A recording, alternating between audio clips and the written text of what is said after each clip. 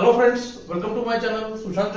Today we are at the next topic of calculation training, and once again we are going to focus on the points of attack near the king where we should try to look for sacrifice. We have two positions today, and let's see this one first. It is white to play, relatively easy position. Do try to solve it first and then we will try to match with the answer.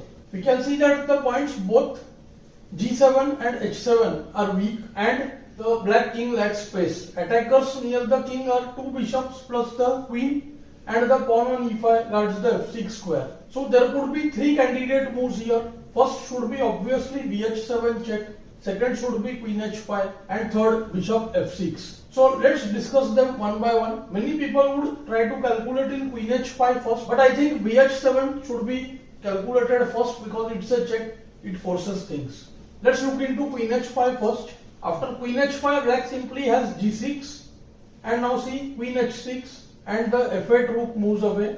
So rook f8 maybe, and now after bf6, black just has bf8. g7 square is guarded and there is no forced mate.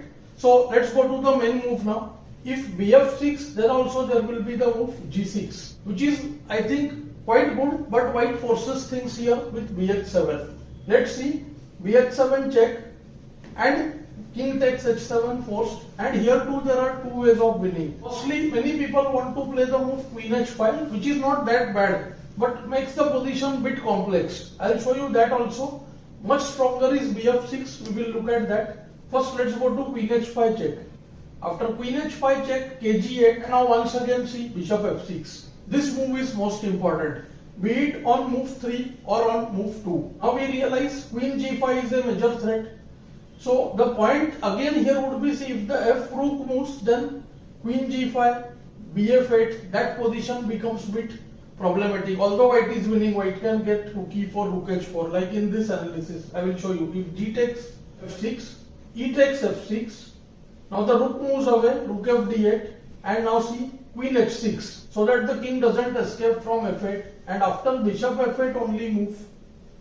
Now queen g5 check. This idea is very important. King h7 and rook e4. The rook lift wins for white.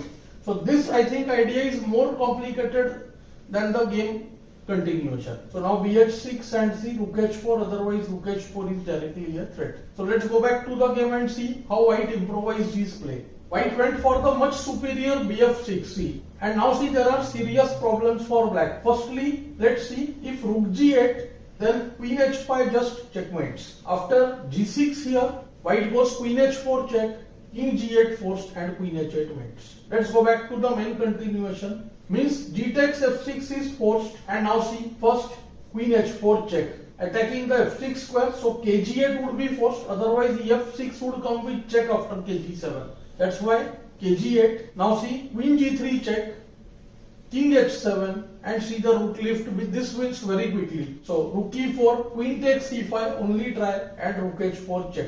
Time to resign, queen h5 and rh5 checkmate. In the game, black resigned after rook e4 itself. Let's look at the next position now. So we have this second position here. It's again white to play, and we can easily make out that the square f7 is weak.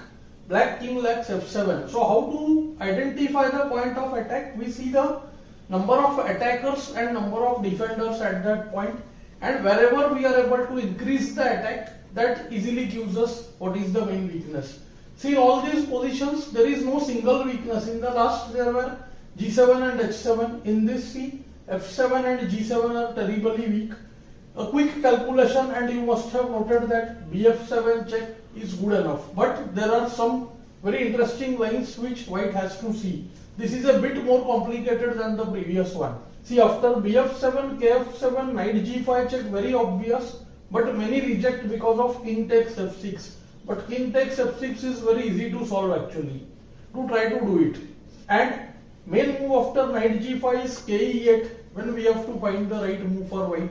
Let's get to that position. So white started with bf7, king takes f7 forced, knight g5 check. First let's look at kg8, the easiest line. Just see, queen e6 check, now king f8 forced, and see queen f7 checkmates. Let's go back to the move king f6.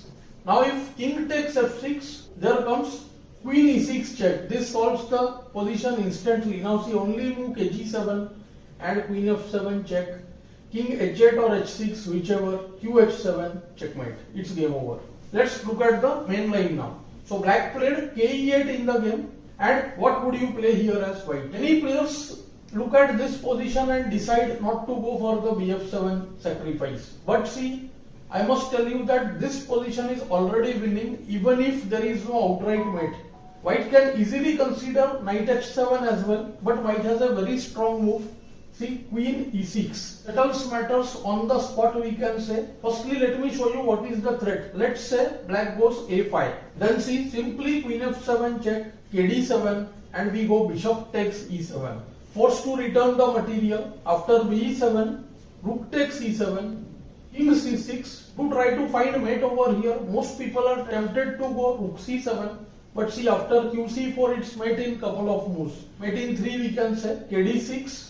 And re6 check missed by many. From here, see, it's just now 2 more moves. kd7 forced, and see, queen d4. It's game over.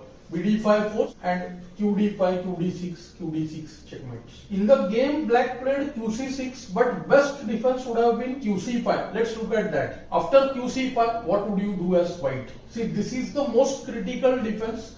But here too, white has several ways. It's not that there is just one move. Position is actually totally winning. Queen f7 check is most obvious. b7 is also very similar. I think easier is just go b7, forcing him to take with b7. And now comes queen f7 check. Now kd7 forced, and now see, rook d1 check. This is the strong move. King c6 forced, because if kc7 there was an e6 check. And see, knight e6 much stronger than direct queen f3. Queen a3 keeping the bishop supported, and now see, queen f3 check. What a way to exploit. We will first drag the king out. Let's say kb5, knight d4 check, pushing the king to the a5. You must have noted if king a6, then qd3 would have mated in couple of moves. So this was one of the main things that white had to see, the move qc5. Many people missed the move qc5. So let's go back to the main game now. Black played qc6 in the game.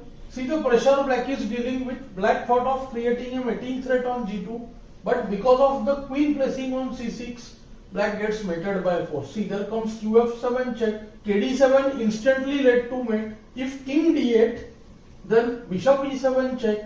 If bishop takes, then queen e7 mate. So king c7, king tries to escape, but see, bd6 check, king d6, queen e7 check, and it's mate in couple of moves. kd5, and the strong move is rook d1, forcing kc4, qb4 checkmates. So lot of analysis is there, but do understand that the white's position is overall winning. Let's go to the game now with kd7.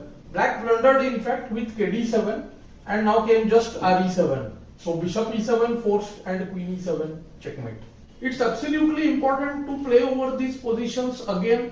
Do try to keep these positions and solve them later, maybe after a month or 2. I hope you are finding these lessons useful and instructive. Do let me know in the comments below. Thanks for your time.